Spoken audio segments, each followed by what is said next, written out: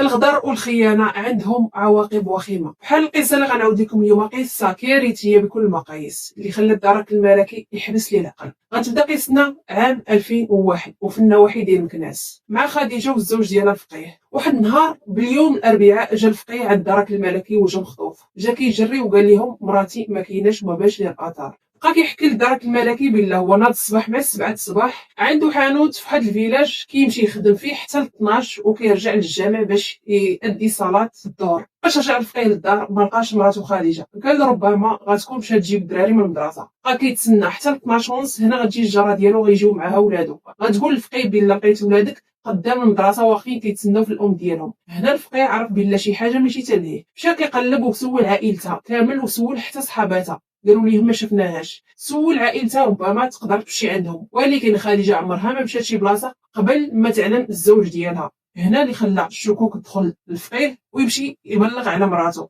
مشى بلغ الدرك الملكي وحكى لهم كل شيء، وقال لهم بلا مراتي عمرها مشات شي بلاصه وما علمتنيش، هادشي اللي خلاني نخاف ونجي نعلمكم. قالوا لي الدرك الملكي سير دابا حتى دوز تقريبا 24 ساعه، الا ما بانتش هذيك الساعه نخرجوا نديروا التحريات ديالنا. مشى الفقيه عند عائلته وبقى كيسول الجيران حتى واحد ما شافها. هنا الاختفاء ديال خديجه غيولي تعقد. فاش داز تقريبا 24 ساعه خديجه ما بانش لها نهائيا الاثار. هنا الدرك الملكي غيبدا في التحريات ديالو وفي التحقيقات. عيطوا للفقيه وقالوا ليه واش عندها شي صحاباتها او شي عائله. عيطوا للعائله كامله سمعوا ليها ولكن حتى اثر ما بان ليهم. هنا غيعيطوا على صاحبتها مينا وسعاد اللي كانوا مقربات ليها. مينا قالت لهم بلا انا ما شفتهاش وانسانه كانت داخله سوق راسها وما كنعرف عليها غير الخير والاحسان. ولكن سعاد قالت للدرك الملكي هذا اخرى، قالت لهم بلا خديجه كانت عندها مشاكل مع الزوج ديالها اللي هو الفقيه وديما كيدابزوا. مؤخرا الفقيه قال لخديجه راني باغي نتزوج، ولكن خديجه ما تقبلاش الامر ولاو عندهم مشاكل كثيره. هنا الدرك الملكي شكو في راجلها ربما يكون هو اللي صفاها ليها. الدرك الملكي استدعاه الفقيه وبقاو كيحقوا معاه، قال لهم هاد الهضره ما كايناش وعمري ما قلت لخديجه انني غادي نتزوج. هاد سعاد ما عرفتش علاش قالت هاد الشيء. هنا الدرك ولاو كيشكوا في الفقيه وفي سعاد، شي حلقه مفقوده. علاش سعاد كذبت على الفقيه وبغات تلصق ليه هاد التهمه هادي. داز تقريبا شي 3 ايام على اختفاء ديال خديجه. واحد السيد يحيى كان دايز فواحد الارض فلاحيه خاويه، غيلقاو الكلاب كينهشوا فواحد 2 خنجات. مشى كيقرب، هنا غيبانوا ليه الخنجات ملطخين بالدماء وفيهم واحد الريحه اللي كارهه. هنا مشى كيقرب حتى لقى ان هذيك الخناشي فيهم جثه بشريه. فعلا جاو الدرك الملكي لعين المكان، غيقلبوا الخناشي غيلقاو فعلا ان جثه ديال المراه مقطعه طروفه ومليوحه في هذوك الخناشي لمده تقريبا 3 ايام او 4 ايام حتى عطات الريحه. والكلاب كانوا كينهشوا في هذاك الخناشي باش يجبدوا اللحم ديال البشر.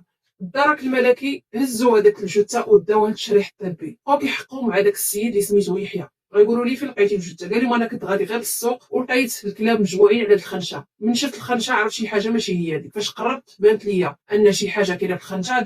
هذيك الساعه اضطريت انني نعلم الدرك الملكي. هنا الامور تعقدات. دات تقريبا شي يومين غيخرج التشريح الطبي. هذيك الجثه ديال المراه ومقتوله بجوج طعنات في البطن، وقبل ما تقتل هذه السيده كانت في علاقه رضائيه، يعني اللي قتلها كان مارس معها علاقه وصفاها ليها بدافع الانتقام. داروا الدرك الملكي مسطره ديال البحث، غيلقاو ان الفقيه مديكلاري بالاختفاء ديال خديجه. داو الصور اللي قدم الفقيه الدرك الملكي وقارنوهم مع الجثه، غتبين ان هذيك الجثه اللي مقطعه هي الجثه ديال خديجه. هنا عيطوا للفقيه وقالوا ليه لقينا الزوجه ديالك مقتوله مقطعه. الفقيه نهار بالبكاء وجاتو صدمه وبقى كيغوت، جاتو حاله هستيريا. بداو في التحقيقات، شكوا ان الوحيد اللي يقدر يصفيها خديجه هو الفقيه. ربما هذيك الهضره اللي قالت سعاد صحيحه، ان الفقيه بغى يتزوج وقرر ان يصافيها لمراته. بقاو شادين الفقيه وكيحقوا معاه. وبالصدفه غيجي واحد السيد جار الفقيه اللي كان سميتو عبد الهادي، غيجي يقول للدرك الملكي ان نهار تلاحت فيه الجثه دافع عمر راجل سعاد خارج بخناشي تقال هو وسعاد ودارهم في طريق بورطور ومشاو. هنا الدرك الملكي عيطوا لسعاد وراجلو وبداو كيحقوا معاهم ونكروا كل شيء وقال لهم حنا ما عندنا حتى علاقه بالموت ديال خديجه. الدرك الملكي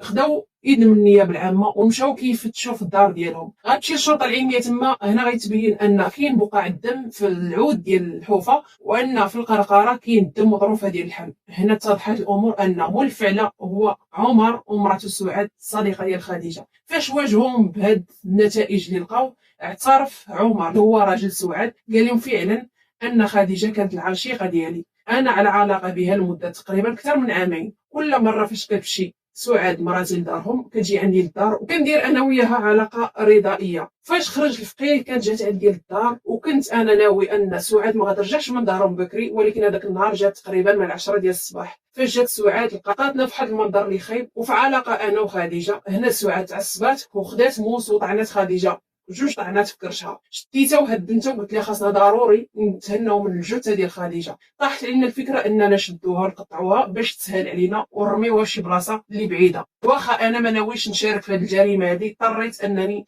نستر مراتي ونستر راسي. الدرك الملكي كتبوا التقرير ديالو ودفعوه للمحكمه وتحكم على سعاد بالاعدام، وراجل بحكم انه شارك في الجريمه تحكم عليه بالسجن المؤبد.